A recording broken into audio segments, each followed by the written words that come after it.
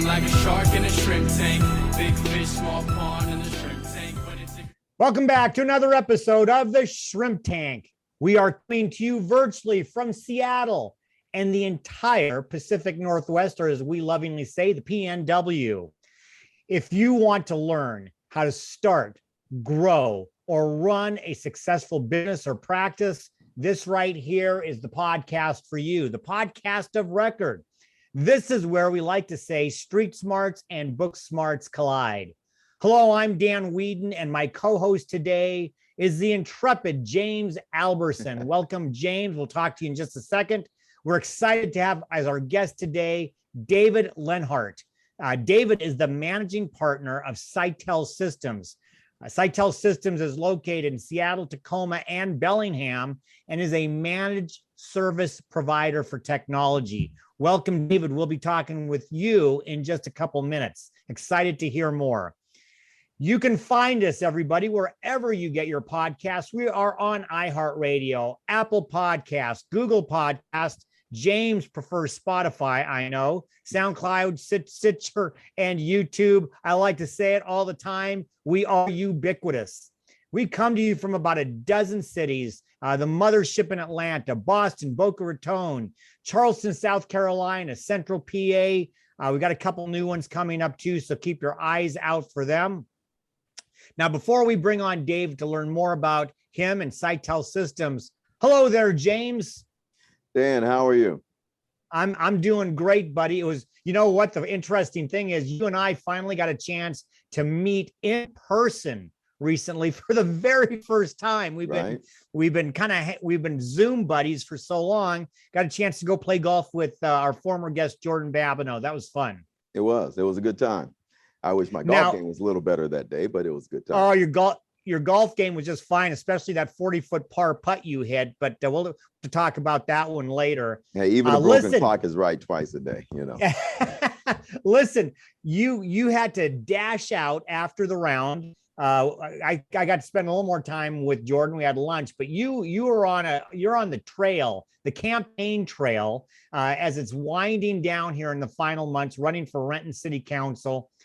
James, I have a question for you. I got to believe, like just about everything else, a political campaign has a life cycle, and I think you're coming up to the end of it. What's it been like, this life cycle of the campaign? Can you share with us? Well, that's a good question. I think maybe everybody's path is a little different. Typically, if you have a primary to prepare for, which I did, the life cycle, it begins in really making contacts. It begins in asking for money. Which is one of the least favorite parts of the process for me. Getting endorsements from, the key people or key organizations, a lot of that flurried activity on the front end, and then kind of peppered in as you go along. But the one thing that is a constant is getting out and meeting the public, the citizens, and whatever municipality that you happen to be running for as far as the council goes. So it's doorbelling, short break after the primary because people are thinking, I already voted. Well, hold on a second, that's the primary. But then, you got to put your foot on the gas, and pretty much until the finish line, it's meeting as many people as possible. And as I tell them, putting a face to a name versus a sign on the side of the street. And we have conversation and we move on to the next place. Well, I got to believe you have now reached with about 6 weeks to go, reached the top of the roller coaster, and you're heading downhill, but at warp speed. So best wishes on, I think we have one or two more times with you before. So best wishes. David, welcome. I want to talk to you about life cycle to get started. I was digging around looking for dirt on your website, and you talk a little bit about the IT life cycle of a business. Let's get started talking life cycle with you. How do you define the IT life cycle, and how does Seitel Systems help clients with that? Sure. Well, first off, Dan, James, thanks for having me here. Great to be on the Shrimp Tank. James, I was thinking those signs at the side of the road, it's just going to say vote James or whatever else. You need to get full-size cardboard cutouts of yourself. Put those things up, good 5-6 feet tall. People see you everywhere. This would be the innovation in electioneering we've all been waiting for. So that is a good thought. I'll have to keep that in mind for the next time. when you run for governor, I expect to see your likeness everywhere. Well, first off, you couldn't pay me to run for anybody's governor, but that's another story. Oh, great. Well, hey, Dan, thanks for having us here and letting me talk about the good folks or the crew for the good ship Seitel Systems, as we like to refer to ourselves. IT lifecycle. I often talk to folks and say that, every business out there has solved their IT technology somehow, right? Whether you're a new startup, whether you've been around for a while, you've solved it somehow. It might not be the best solution, or it might be a fantastic solution, but somewhere along the way, you realize we're going to need some computers, we're going to need some websites, we're going to need whatever it is, and you've put that in place. And that, generally when you're starting up, it's your buddy Frank or your cousin Sue or your neighbor's kid Vinny, who kind of gets you rolling, and you're out of the gate. And at some point you realize that, gosh, my business is growing, it's taking off. We're going to need to get a little more serious here about how we're handling technology, because Vinny, he went back to school and he's not available for those odds and end phone calls. And you start to come down the path of whether it's working with a professional IT services firm like Seitel Systems, or whether it's making that in-house staff, hiring decision, or allocating time from somebody on your team to take care of it. But somewhere along the way, you need to get a little bit more mature about your IT thinking. You need to get more professional about your IT thinking, and bringing up just the hot topic in the news these days. If you're not bringing security to the forefront with the right people helping you out there, your IT and thus your business are not going to be long-lived. I'm curious as to your journey to get to this point. Have you always had a passion for technology, IT, that sort of thing? And did you kind of stumble into the beginnings of where you've ended up? Tell us about that a little bit. Sure. I mean, it's been an interesting roadmap. I think, I refer to, my daughter and her generation. Those are the digital natives, right? You can hand these kids any electronic device under the sun, and they'll promptly have it unlocked and, streaming videos or doing whatever they want to do there. If I might say, our generation, we're the digital immigrants. We got here a little bit late. That being said, I've always had sort of a passion or an interest in technology back to my days working at Boeing as an engineer. Gosh, I still remember one of the famous quotes when I started at Boeing from a VP who shall remain unnamed, who demanded to know, for every one of these newfangled computer workstations we're buying, how are we getting rid of an engineer to pay for it? And we sort of slowly let the pin drops for him to realize that, no, I think we're all going to be having these newfangled computers in front of us to do our jobs. So there's the start of it back in my days as an aeronautical engineer, working with airplanes and, having that dream job at Boeing, doing all the fun stuff with flight testing and whatnot. Over the years, there's been some software development. There's been, managing IT and technology teams.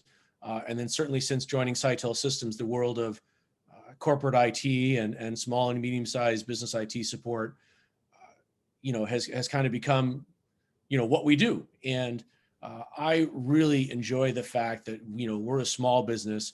We're generally working with businesses, our size here in the Pacific Northwest. And we have those great relationships and rapport with our clients where people and you know what they're up to. And it's just terrific to be able to help them accomplish things with their technology so that they can, whether it's advance their mission as a nonprofit, whether it's be successful as an architectural or engineering firm, or whether it's successfully, practicing law or whatnot. Just, it's very rewarding to watch our team go about doing those things that we do so that all of our clients can do the things that they do. So, a lot of folks listening or watching may not be familiar with the term managed service provider. It seems to me and correct me if I'm wrong, but it seems to me for the small and medium-sized businesses you work with, you are the IT department. You've basically become part of their business, even though you're separate from them, even though, you don't get a paycheck from them. unlike our larger brethren that have those all many times internal, whether it be Costco or Starbucks or whomever, you are the IT department. Is that a good way of stating it? Yeah, I think so. I would say that, our clients range anywhere in size from, we have some new clients in the medical services field that are 5, 10, 15 employees. Okay. We have our mid-sized clients that are in the 2, 3, 400 user range. And then we have some large clients that are well over 5,000 users. And the nature of what Seitel Systems does for them changes based on their needs. For our smaller IT clients, you're spot on. We are the IT department. They're calling us for everything that's working, that's not working as it should. When they want to do something different, we handle it soup to nuts, so to speak. When you get into sort of that middle tier, depending on the nature of their needs and their IT services, we may be supplying help desk resources. Call us to help fix your printer, help fix your email, help whatever. They may have a help desk person on staff, in which case we're handling the back end, which is their Azure environment or Amazon environment or firewalls or servers or whatever it might be. And then for our larger clients, we tend to be more engaged on a project basis. Bring us in for an Office 365 migration, or we're rolling out 400 new workstations or whatever it might be. And I think the industry term for us is managed service provider. I'm a little old school, and I just like to think of us as, hey, we're an IT engineering firm. We're not reselling hardware. We're not reselling software. We're not getting free steak knives from Dell when you buy, your 10th workstation. We're here to help engineer IT to accomplish what you needed to do to support your business. And we love doing it. So it's just a great spot to be in, obviously a great environment to be doing it in. Well, it's good to be doing something that you love. And I know kind of in your answer, you mentioned you do a lot of different things for a lot of different clients. I'm curious if there's one or two really main issues or challenges that initially bring your typical, maybe your ideal customer to you, that is the catalyst to say, somebody call Seitel, please. Well, I'll probably meld a couple of different stories here for you. And let me start with, nobody ever calls Seitel Systems because their IT services are going well, right? It's like none of us have ever walked into the emergency room and said, hey, doc, just stopping by to let you know I feel fantastic. Couldn't be better. Just wanted to let you know I'm going to head home now, right? People show up at our doorstep because they've been hacked. Their IT provider hasn't, grown with the scale of their business. Their IT solution hasn't gone well. Perhaps they've had some key staff depart, and they need us to backfill for that. We like to think of it as when you're in those moments of transition on technology, that's when we want you to think about Seitel Systems. Because if things aren't going well, we can make it better. If you've lost a key employee and it's going to be a couple of months before you can replace them, we can cover that for you. You've got an existing IT staff that doesn't get exposed to the literally hundreds of environments that we work with on a daily basis, and you want to bring some fresh thinking in and help them be successful, give us a call. We're happy to help. I will say, James, I wanted to touch on, you sparked a thought for me. I have never been more proud of the company I work with and the clients we work for than in March, April, May of last year. We have clients who over the years have made those investments and made those decisions, being able to work. What if the office burns down? Kind of that disaster recovery mode. We have clients who had maybe made a few steps towards that. Like, oh gosh, yeah, it would be nice to be able to remote in from home over the weekend and, finish up that legal brief I wanted to get done. And then we have clients who are like, no, we're always going to be in the office. We're always going to be in the office. It's going to be fine. Well, that changed for everybody last March. And I couldn't be more pleased with how effectively our team pivoted, not only for us to be working remotely, but to literally, without missing a beat, help our clients pivot to that working remotely so that they can stay in business, they can continue to support their clients and continue to deliver that value, doing those things that they do. We were swamped, go figure. Depending on how well prepared you were, there might have been a lot of work involved, or might have been a little bit of work involved. But boy, it was just incredibly gratifying to see our team accomplishing that for our clients. And frankly, it always feels good. These are my favorite emails to get, when I get it from the client saying, hey, boy, that work Mike did last week really saved our bacon, got us up and running. Hey, that work that Jen did, oh my gosh, she's so amazing. We wouldn't be in business without them. Those emails come in from clients, and I just love it. And I love sharing that with the team. And just, that's the place where you kind of, not that the passion ever really goes away, but you re-energize that passion when you realize, oh my gosh, we are important. What we do for our clients matters. They recognize it. They're thankful for it. And Dan, you're right. We don't get a paycheck, but we do get to send an invoice. That's right. That's right. Our lifelines do depend on our clients being happy and successful. Well, you know what we have to do to stay happy and successful. And I know, as one of the voices of Vashon Soccer, you can appreciate we got to pay the bills. We're going to take a short break to hear from today's spotlight sponsor. And when we come back with our guest, David Lenhart, for our Hot or Not section of the show, we're going to talk a little bit about the birds and the bees. Don't walk away. We'll be right back with more of the Shrimp Tank. Sandler Training specializes in ongoing training, coaching, and consulting to help companies increase their top and bottom line results.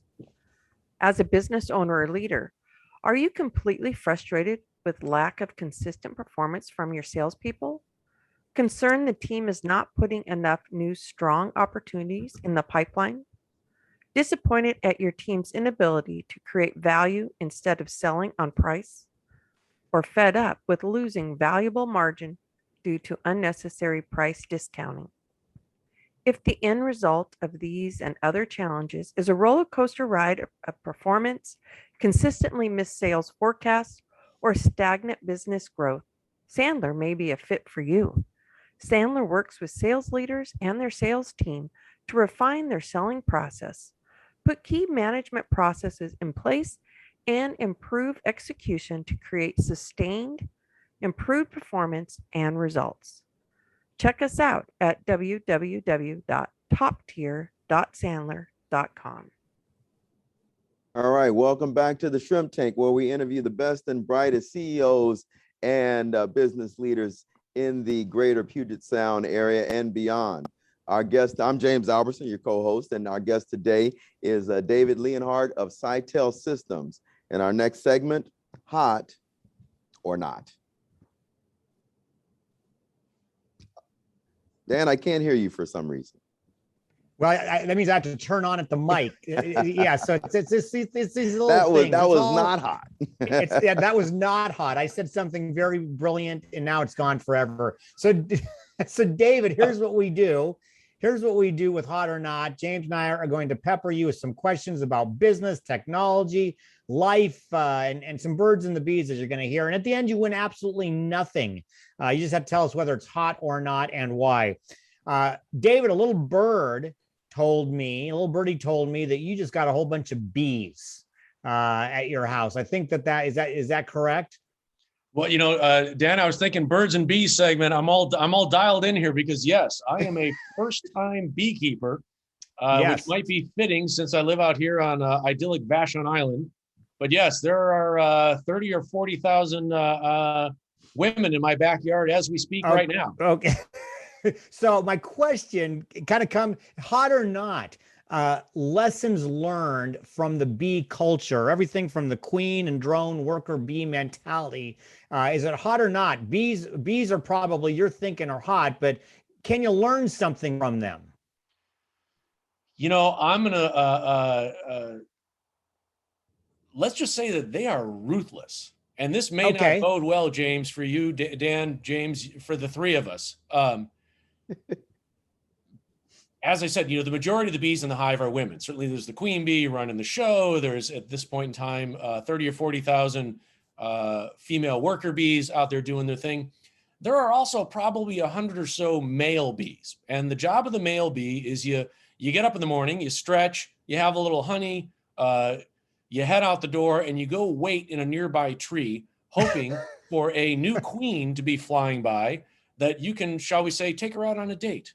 And then at the end of the day, you come back to the hive, you have a little honey, and you go to bed. And this sounds pretty idyllic until you realize that come fall, the women in the hive realize that there will be no new queens out in the wild for a while, and we don't need any of these males around anymore. And they basically kick the drones out and they starve to death outside the hive. Ruthless, I say. Wow. So there are some things about the beehive that I'm thrilled to see and I think would be exciting for the world to experience. But as a male in the species, I'm not so sure I really want to advance this mode of living. Yeah, it seems good for a while for the drone until reality kicks in, and then it's a harsh one, isn't it? Yeah, it's over. Yeah, man, that sounded like a good life for a second. So I understand that you also recently purchased a pizza oven. So hot or not, I think this is a worldwide controversy, pineapple on a pizza. Oh hot my or God. not? James, I could turn that question right around and that would dictate whether I hang up on you right now or not. You know, I just, my great-grandfather Luigi came over from the Molise region in Italy, obviously many, many years ago.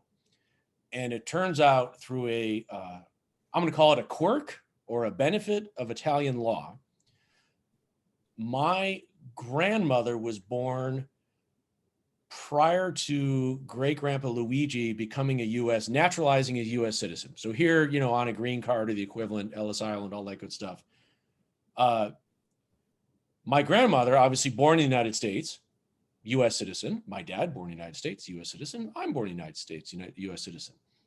But it turns out that because neither my grandmother nor my father explicitly renounced their Italian citizenship, I qualify as a dual national and will soon have my Italian passport.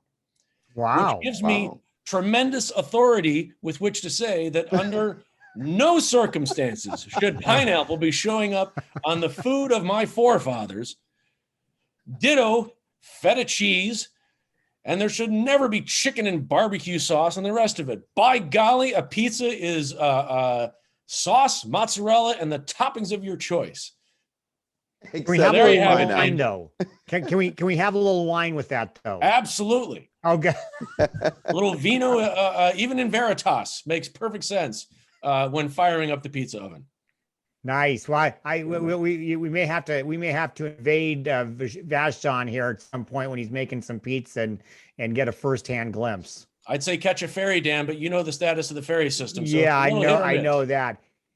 You know, going back to what you do a little bit on the technology side, and I'm not going to make this a hot or not. It's just a question regarding technology and small and medium-sized businesses. Obviously, we have read the news. I work in the cyber insurance world. We all know that there are lots of challenges in technology. As great as technology helps us in so many areas, if I were to ask you, what is the bigger risk to the small business owner or medium-sized business owner, CEO?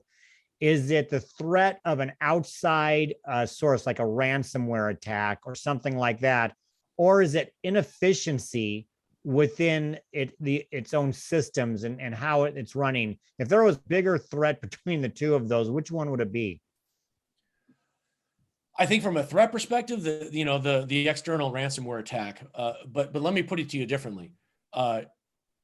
If you're not using technology efficiently within your business, your success is limited. Yeah. You know, you can aspire to greatness. You'll achieve things.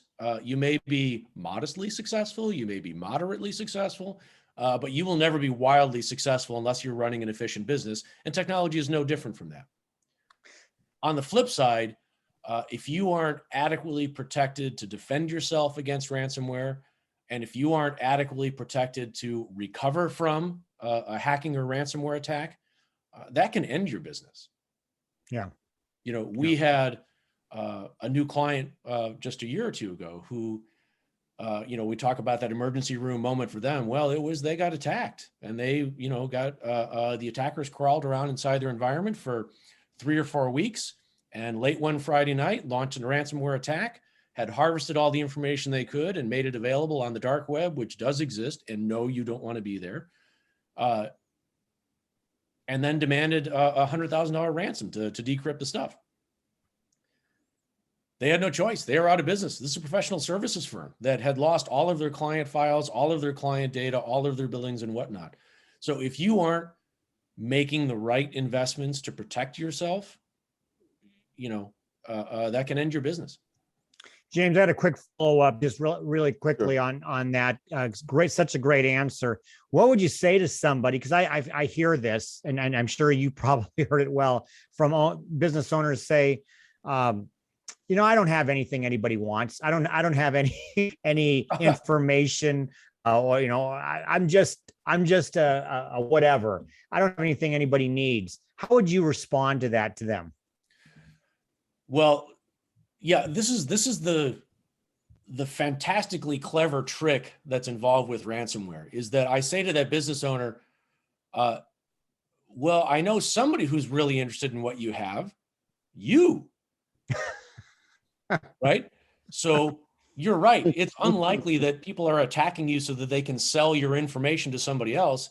They're attacking you so that you'll buy your information back from them. And then the next answer is, well, gosh, I'm such a small potatoes, nobody's ever going to notice. No, this is all automated. If you were to go look at the outside of your firewall, you're getting attacked every minute or two by an outside actor looking to, batter down that wall. And the moment they're in, again, they've got a ready and available customer for your data, you. And their mechanism is to make it so that you can't get access to it until you pay them money. You've been, hence the very clever name ransomware.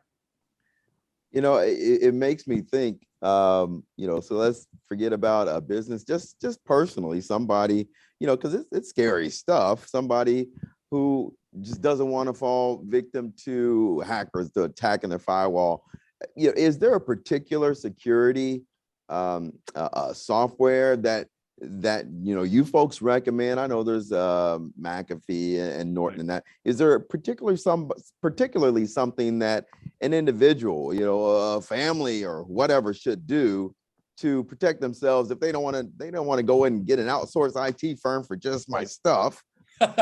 Well, what would you do, or what should they do?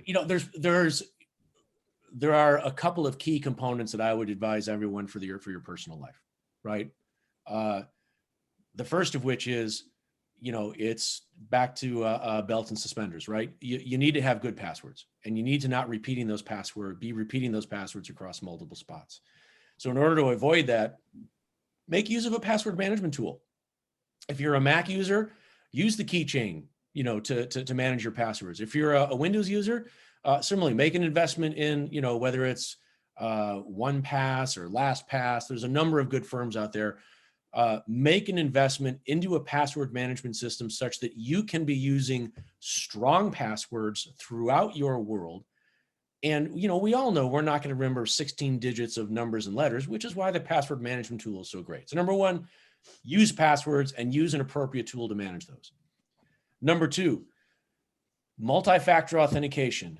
Oh my God, turn that on everywhere you can find it. And while a text message is not something we would, a text message based, this is the deal where you log in with your username and password, and then you get a code on your phone and you have to key the code in to be able to go any farther. In your individual world, your bank account, everything you have, turn on two-factor authentication. It is a lifeline when it comes to defending against people cracking your email password or otherwise getting a hold of it. Third solution is you've got to run an antivirus program. Dan, back to your question about the small business owner. I happen personally to be a Mac user. Our clients, I think probably 80% are on Windows machines, 20% are on, Apple-based machines. But everyone needs an antivirus system. None of us are more clever than the people that are hunting us. All of us are going to make mistakes. Even Mac users are targeted. So manage your passwords, two-factor authentication, and have an antivirus system in place. And then the fourth one is, don't do something stupid, right? If a pop-up box pops on your screen, don't be in a rush to say, oh God, oh, fine, and hit the okay button. Just take a breath, go get a cup of coffee, come back and decide, is that something I really want to do or not? Don't make yourself a train wreck.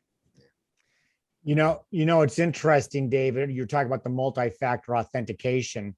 I am starting to see in my world where insurance companies are refusing to give you cyber insurance unless you answer the question, yes, I have multi-factor authentication. You're starting to see those cyber insurance carriers say, no, we're going to make you do this or else you're not going to have this coverage. So we're seeing that more and more. Hey, listen, I can't believe how quickly this is going. We've got to take our second commercial break. We're going to take that short break to hear from our sponsors. And when we come back with more with our great guest, David Lenhart, for our famous Plead the Fifth section of the show, we're going to talk penguins. Don't walk away. We'll be right back with more of the Shrimp Tank. Plead the Fifth is brought to you by our corporate sponsors, Ideal Life 360, Cornerstone Financial, First Underwriters Insurance, and the Kitsap Sun newspaper. Please visit our website at www.shrimptankpodcast.com/Seattle to learn more about these terrific companies. Now, back to the show. All right, welcome back to the Shrimp Tank, where we interview the best and brightest CEOs and business thought leaders in the greater Puget Sound area and beyond. I'm your co-host, James Albertson. Our guest today is David Lenhart of Seitel Systems. And for our next segment, we're going to plead the fifth. Well, we're going to see if we're going to force David to plead the fifth, or if he's just not going to fair catch anything. He's going to answer all our questions. David, you can plead the fifth once, but only once. So if you pass on the first one, then we're really going to fire in some fastballs. I got like 3 sports metaphors in there, like all in one thing. I hope everybody's impressed. So listen, David, I also heard that you spent some time in Antarctica with penguins. I was just at the zoo. We were just at the zoo with our granddaughters on Monday for Labor Day and got a chance to see some penguins. Plead the fifth. What did that experience teach you about survival in the business world, if anything? Well, let's talk about a penguin's day-to-day life, right? Okay. So first off, I think penguins actually were assigned their ecological niche by God after the platypus, because you can't make this up. Here's your day. You're going to get up having spent the night, even in the warm weather months, at temperatures well below freezing. 15 degrees is a warm, balmy day for a penguin. You're going to start your day probably 1,000 or 1,500 feet up a very steep, whether it's a glacier, snowbank, or whatever else. And the first thing you're going to do is you're going to get up, and one of the two of you is going to get out of your nest, which, by the way, is rocks. You're going to slide down 1,500 feet. You're going to jump into 31-degree water. You're going to swim 6 miles offshore. You're going to dive down 50 to 100 meters chasing, wait for it, raw fish. You're then going to get back to the surface and head back to shore. Meanwhile, everything, and I mean everything, is trying to eat you. You've got leopard seals, you've got orcas, you've got a blundering whale going after a krill, whatever it is. They're all trying to eat you. You get back to shore. Hey, guess what? You now have to climb up 1,500 feet to get back to, wait for it, your rocks. You get up there, you feed your penguin chick or whatever else, and then guess what? You get to do it again. These guys are, they are the most resilient, indefatigable, happy-go-lucky, good-spirited. Have you ever seen a penguin frowning? No, it doesn't happen. They're just bouncing around like happy little guys and women, just doing their thing. And you look at that and you're like, okay, yeah, I got to commute.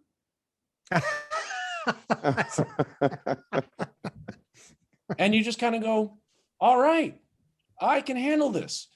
So yes, I learned a lot about penguins, which is, if you're in the office, when we do get back to that, and you're going, oh, my office chair doesn't, get over it. You don't have to climb up 1,500 feet of ice and snow to bring a raw fish back to your child. So there you go. That's what I will learn from penguins. David, that was James. I just got to tell you before I transition to you. If nothing else out of this episode, I have learned more about bees and penguins today in this half hour than I'd ever known in my life, and I'm better off for it. David, thank you for sharing that. That's awesome. James. It's a full service we provide here at Seitel Systems, Dan. It's Full awesome. service. I feel like I've been transported to the what was that show? Mutual World of Mutual Omaha. Omaha's Wild Kingdom. Mutual Wild Kingdom, Wild exactly. What I want to There know we is, are go. you Perkins in the helicopter, or are you Bill literally wrestling the alligators? half of our audience probably has no idea what we're talking about. So here's a plead the fifth for you. I don't think it's anything to plead the fifth about, but what scares you the most about future technology and potentially what's beyond the horizon? I'm the managing partner for Seitel Systems, right? At the end of the day, I'm counting on our team to do the things they do for us to be successful, and they're counting on me to not do anything stupid. I think they generally follow me out of curiosity, but whatever works. I don't know as I am actually too terrified about what comes next. There are certainly things, I was talking earlier about how ransomware could end your business. A ransomware attack that was successful against my firm, and we're out of business. I mean, who's going to work with an IT provider that can't defend its own gates, right? I mean, that's just sort of crazy talk. But, that's part of what we do. I had a conversation a few years ago, without trying to get too technical, but in the old days, if you wanted email, you had a server in your office. It was called your email server, typically an Exchange server. You sent and received your emails and all was great. Nowadays, you don't have that. You rent it, right? You get it from, Google, or you get it from Microsoft or wherever else. And, I remember back in the day, people saying, oh gosh, how's your business going to survive if people don't have their own email servers? What are you going to do? I was like, I'm relatively sure that the hosted email services are still going to need our support to make them work. And sure enough, they do. But then there's always something new. If I go back 15 years ago, yes, we were spending an awful lot of time maintaining Exchange servers and keeping those up and running. And we spent zero time maintaining iPhones and Droids and iPads and Surface tablets and everything else. Hey, guess what we do now? We spend almost no time working on Exchange servers, and we spend, enormous amounts of time working on mobile computing devices. So it's something new. This is why our clients look to us. We help them navigate those changes as they come. We have to embrace the new technologies so that we can make them work for our clients so that they can do those things that they do. So David, I know you love what you do. You've made it's obvious and your passion for it. However, we've been asking a question that we're going to ask. We're asking every guest for the first year. And so if you followed us at all, you probably know what's coming. We're going to ask you to start a new business, and it's going to be based on a hobby. So if you had to start a new business based on one of your hobbies, what hobby would that be and why? And basically, after listening to you, I'm really eager to hear what your answer is. What would be the hobby and what would you do? All right. Well, like anything David answers, it always starts with a story or a parable, which is way back in my college days. I decided that I was never going to buy a frozen TV dinner in my entire life. Now notice, I didn't say frozen pizza. Let's be rational about this. So I had to learn how to cook. And let me just say, there were at least a year or two there where I was eating a lot of food where it's like, wow, that really didn't turn out, but that's kind of what I have. So I've got to eat that.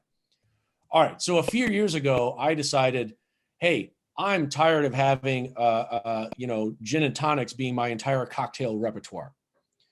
And it has reached the stage right now that in the event of a fire at my house, first off, rescue me, and perhaps right there with me, please actually rescue my dog. And get us out of the house. Now, do I have an opportunity to go back for something valuable? Oh yeah, it's my liquor cabinet. Get a dolly. That is the most expensive concentration of wealth I have in my house. I have, over the years, embraced learning my way around craft cocktails.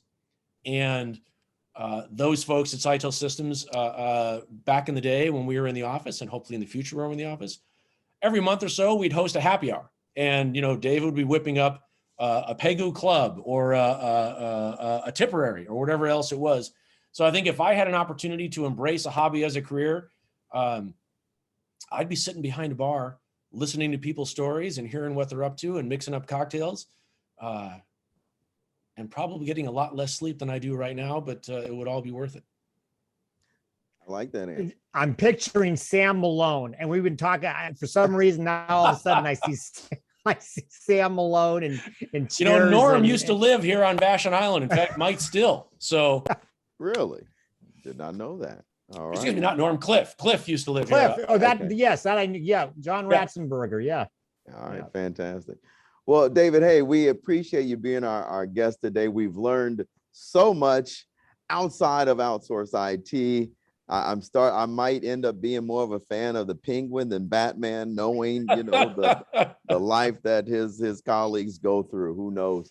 But for any of our listeners who want to learn more about you, Seitel Systems, and that sort of thing, how do they get in touch with you? Sure. We're, despite all the jokes with cocktails and penguins and bees and who else knows what else we covered today, we do a great job providing IT services for our clients. We keep it simple. We've got good folks. They're reliable people, reliable services, what we like to say. Come on out to our website. I think it'll be linked somewhere in the podcast description, but it's seitelsystems.com. Check things out. Have a read through our blog entries. Drop us a note. You're welcome to reach out to me directly. I'm on the website. We'd love to talk to you, especially if you're in that moment of transition where you realize that your technology just isn't keeping pace with what you're trying to get done. We'd love to talk to you. We'd love to hear your story. We'd love to see if we can't help. All right, sounds good. Hope everybody was listening. And I believe we have that information that will have popped up or will pop up on the screen. So basically, make sure if you missed this, or if you have friends who think this is interesting, then catch the replays. And as Dan mentioned at the top of the show, we're pretty much everywhere. Wherever you get your favorite podcasts, or whether it be iHeart, Google, Spotify, Stitcher, all the ones that I have no idea exist. Or you can go to shrimptankpodcast.com/Seattle and catch any replays out there of this or past shows. Dan? James, we got to get on TikTok. TikTok is where the kids are these days. We got to get on the TikTok. Oh, TikTok is too addictive just for nonsense, but I don't know about it. We're gonna have to look into that. Listen, David, it's been a pleasure. I've enjoyed, I know, speaking for James and myself, we've enjoyed it very much. Thank you for joining us. James, I'll see you in the funny papers here soon. We'll be back either on the golf course or in the shrimp tank. Everybody else, listen, we do this live stream on our Facebook page every Wednesday at noon. So please like us on Facebook, come back, keep watching us. James gave you all the other places that you can get us, but we do this every Wednesday. In fact, our next show will be a week from today, Wednesday, September 15th. Our guest will be John Hine. John is CEO of Shoemaker Manufacturing. My co-host will be Phil Simchich. So we're bringing the Great White North back down from Regina, Saskatchewan. But for right now, in the meantime, please be safe, be well, and be prosperous. Because until next week, the shrimp is back in the tank. So long. I've been feeling like a shark in a shrimp tank. Big fish, small pond.